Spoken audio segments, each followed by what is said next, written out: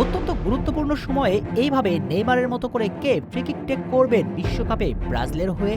আছে কি কেউ কার্লো আনচেলত্তির দলে? নেই। তাহলে নেইমারকে ছাড়া বিশ্বকাপে কিভাবে ভালো করবে সিলেসাওরা? প্রশ্ন আসতে পারে শেষ ম্যাচে ক্রোয়েশিয়ার বিপক্ষে দুর্দান্ত জয় পেয়েছে আনচেলত্তির দল, তাহলে নেইমারকে ছাড়া বিশ্বকাপে কেন ভালো করবে না 5 বারের বিশ্ব চ্যাম্পিয়নরা? উত্তরটা খুব সহজ, তবে অনেক বেশি শক্তিশালী। বলুন তো, বিশ্বকাপে ব্রাজিলের ফ্রিকিক কর্নার কিকগুলো কে নেবেন?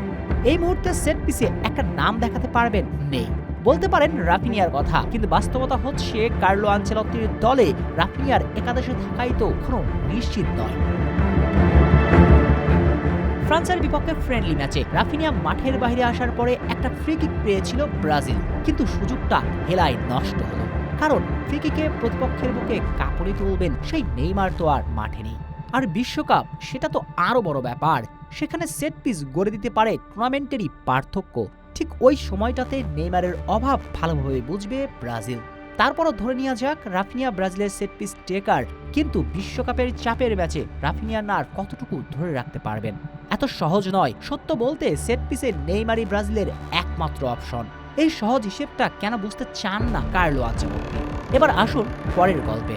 নেইমার বিশ্বকাপে না গেলে ব্রাজিলকে সামনে থেকে নেতৃত্ব দিতে হবে ভিনিসিয়াসকে, কিন্তু রিয়ালের জার্সির ভিনিসিয়াস কখনো ব্রাজিলের নেতাই হয়ে উঠতে পারেননি। ভয়ঙ্কর পরিসংখ্যান হচ্ছে সেলেসাও জার্সিতে সর্বশেষ 8 ম্যাচে গোলহীন ভিনি। এই ভিনিসিয়াস কিভাবে নেইমারের বিকল্প হবেন, যার দেশের প্রতি ডেডিকেশন নিয়েই প্রশ্ন থেকে যায়। আরও গভীরে যান। আর্জেন্টিনার বিপক্ষে বিশ্বকাপ বাছাই পর্বে যখন গোল হজম করলো ব্রাজিল, এরপর ফ্রন্টে আসতে হতো ভিনিকে, কিন্তু রিয়াল নাম্বার 7 চাপের সময়ে নিতিয়ে পড়েছিলেন।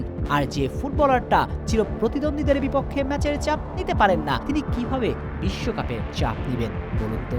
তারপরেও যারা ক্রোয়েশিয়ার বিপক্ষে 3-1 জয় দেখে নেইমারবিহীন ব্রাজিলের বিশ্বজয়ের স্বপ্ন দেখছেন, তাদের জন্য জানিয়ে রাখা, ফ্রেন্ডলি ম্যাচে ভালো করা আর বিশ্বকাপের মতো টুর্নামেন্টে শিরোপার জন্য ফাইট করা সম্পূর্ণ আলাদা বিষয়। স্পষ্ট উদাহরণটা দেওয়া যাক। 2024 সালে ওয়েম্বলি স্টেডিয়ামে স্পেনকে হারিয়ে এসেছিল ব্রাজিল। ওই ম্যাচে এনরিক ছড়িয়েছিলেন দ্রুতি, কিন্তু 2024 কোপা আমেরিকার বাস্তবতা কি ছিল? উরুগুয়ের বিপক্ষে কোয়ার্টার ফাইনালে কিক অফ ছাড়া একটা বলও টাচ করতে পারেননি এনরিক। সঙ্গে দল হিসাবেও টুর্নামেন্টের চাপে ছন্নছাড়া ছিল নেইমারবিহীন ব্রাজিল। নেইমারের অভাব হাড়ে হাড়ে টের পেয়েছিল তৎকালীন কোচ ডরিভাল। আর বিশ্বকাপে এই নেইমারের অভাবেই ঢুকতে হবে। তাহলে উপায় কি? উপায় একটাই, কার্লো আনচেলত্তির ঘুম ভাঙা খুব দ্রুত প্রয়োজন। দ্রুতই নেইমার জুনিয়রকে ব্রাজিল দলে অন্তর্ভুক্তি করা দরকার।